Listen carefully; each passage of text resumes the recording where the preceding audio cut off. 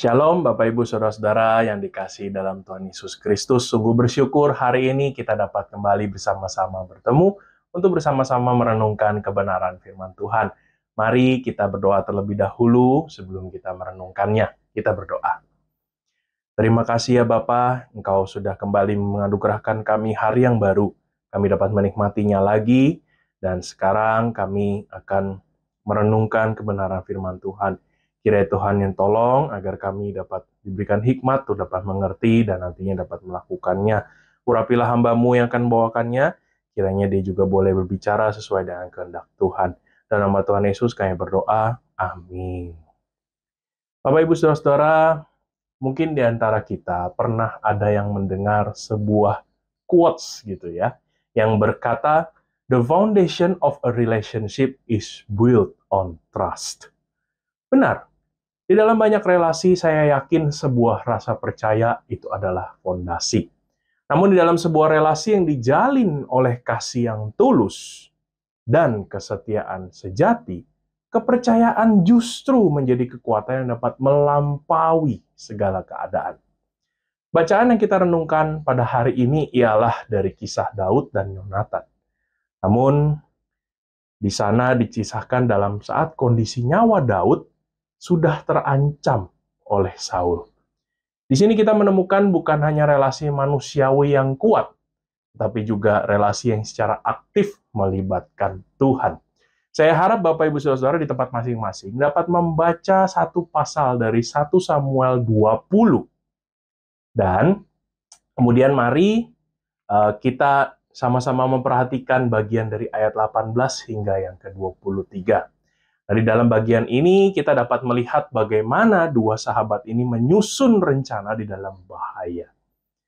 Mereka menyusunnya bukan dengan akal-akalan semata, tetapi dengan mengandalkan hikmat dan penyertaan Tuhan.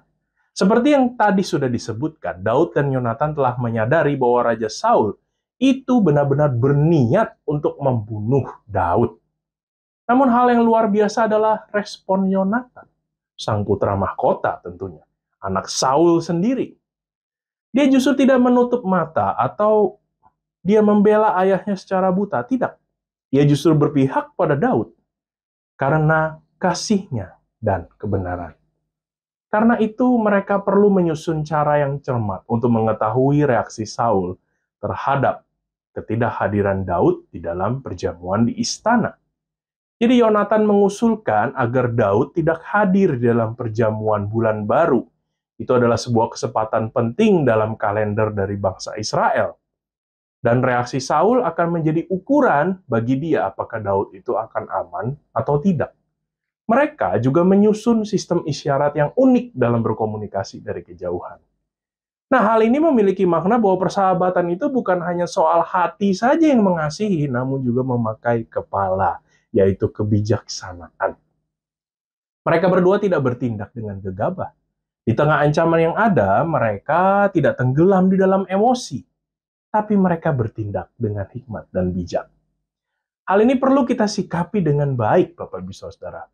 Dalam persahabatan sejati, seseorang perlu bersikap untuk bijak, terutama saat menghadapi situasi-situasi yang tidak menyenangkan. Janganlah kita asal membela sahabat kita tanpa berpikir panjang, yang akhirnya malah membawa kita kepada situasi yang sulit juga. Bapak Ibu Saudara-saudara, kisah ini juga mengajarkan kita untuk dapat saling menghormati dan saling menjaga keamanan masing-masing. Tidak perlu semua hal harus diketahui oleh orang lain. Dalam persahabatan ada nilai yang perlu kita jaga untuk menghindari risiko-risiko yang tidak perlu.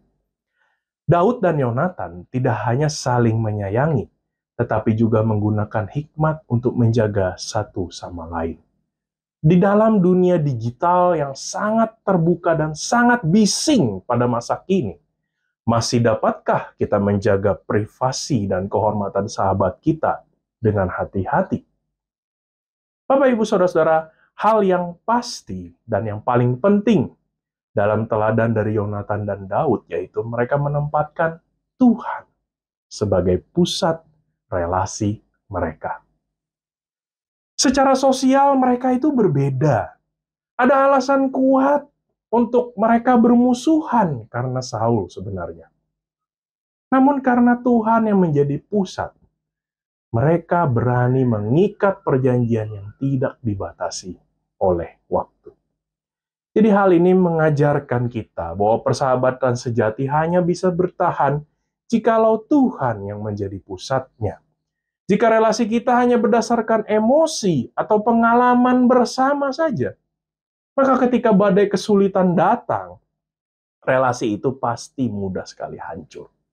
Akan tetapi jika dibangun di dalam Tuhan, dengan komitmen, kasih, dan kebenaran yang berasal dari Dia, relasi itu akan tetap bertahan. Jadi Bapak Ibu Saudara-saudara, bagaimana dengan relasi persahabatan kita pada saat ini? Kiranya kita dapat membangun dan merawat persahabatan seperti ini. Bukan hanya akrab, tapi juga kudus dan tulus. Bukan hanya menyenangkan, tapi juga saling menjaga. Sebab Tuhan benar-benar hadir di dalamnya. Kiranya Roh Kudus memampukan kita menjalankan firman Tuhan dalam kehidupan sehari-hari. Amin. Mari kita berdoa.